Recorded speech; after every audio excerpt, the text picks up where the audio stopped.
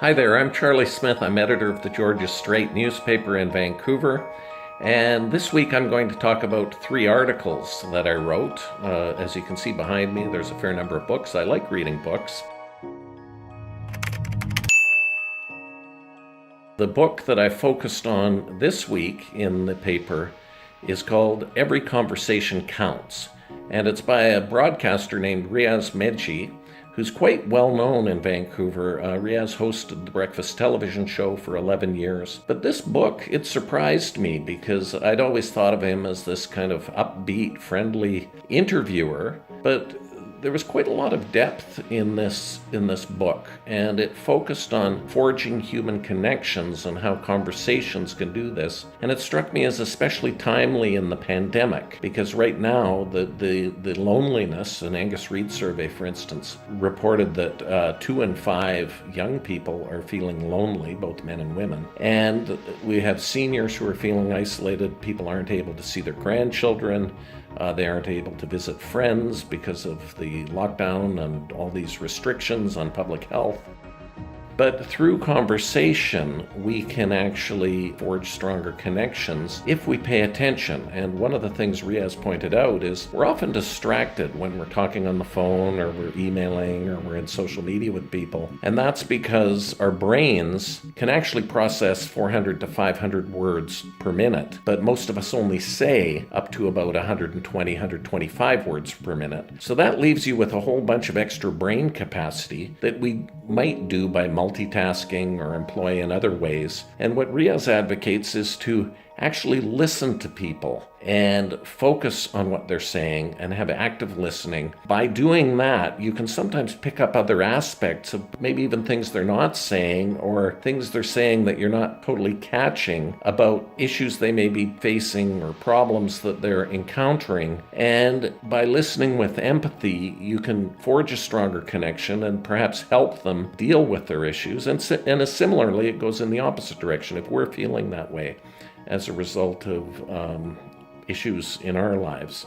So he included 5 approaches that people can take, and active listening was one of them. Another one that I quite liked was he said, make the people you're talking to feel like a hero in some sort of way. So he used to do this as a talk show host.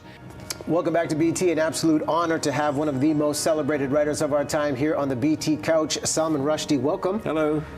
Holding the new book right here, The Golden House. Add this to... He's done thousands of interviews, and he's learned a lot through that process. And another point he used to do when he was in the green room, and green rooms are areas where people are waiting before they go on the air, he'd always ask them, what's on your mind? Just as an opening question. And that was a way to find out what they were really thinking about, and then he would amplify that. So I've worked in radio for years, and a lot of talk show hosts, they have their lists of questions that they ask, and it's almost like automatic. But what he would do was, in some cases, throw away the script and actually listen to what people are saying and respond to them. And I think that's a good way, if you kind of cultivate curiosity, which is something he emphasizes in his book as well, that you actually become more engaged with other people. And in a pandemic, I think that's particularly valuable. The next story I'm going to talk about is living in small or compact apartments.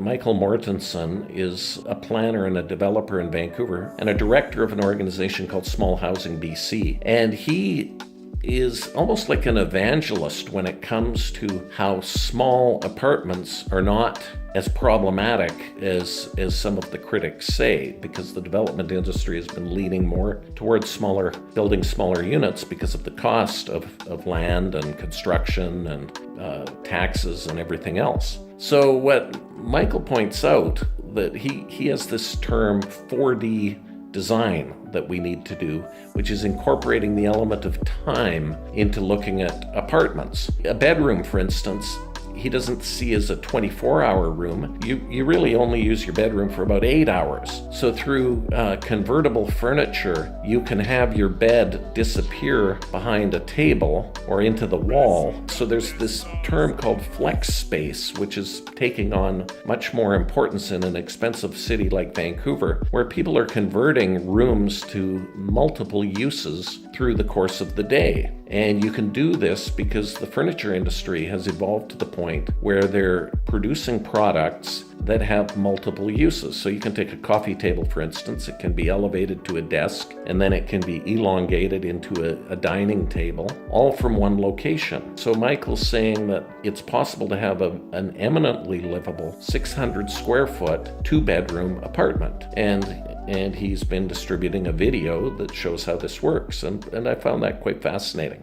Now, the third story that I'm going to talk about, I did an interview with Joshua Beamish, who's one of the leading dancers in Vancouver and internationally renowned. And so he's been dealing with the pandemic like everyone else, but it's been very challenging for the dance community. He's come up with 5 films that he's created, and some of them spin out of the pandemic. So he's called it Proximity, and put a lot of thought into proximity. What happens when people come together? What happens when they can't come together? And he even looked into the science of proximity and how we can actually feel the kind of electromagnetic waves from another person's heart when we're close to them. So he did this elaborate duet where he and the other dancer didn't touch but came within millimeters of one another. And then at other times they were opposite, this vast space between them on stage. And he used the music from Interstellar, the movie, to kind of show how the pandemic has some things in common with how people live in outer space. And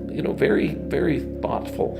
And so he choreographed a couple of solos. He did a film as part of this project. And then he also worked with 2 other choreographers that he really admires to do 2 other films. So these 5 films are all coming forth from the Dance Center through March and performed as part of the Push International Festival that's here in Vancouver. And I think it's worth seeing, and you can look at the video here and see just how talented he is. So that's my report for this week. I'm Charlie Smith, editor of the Georgia Straight. Find us at www.straight.com, and thanks for watching.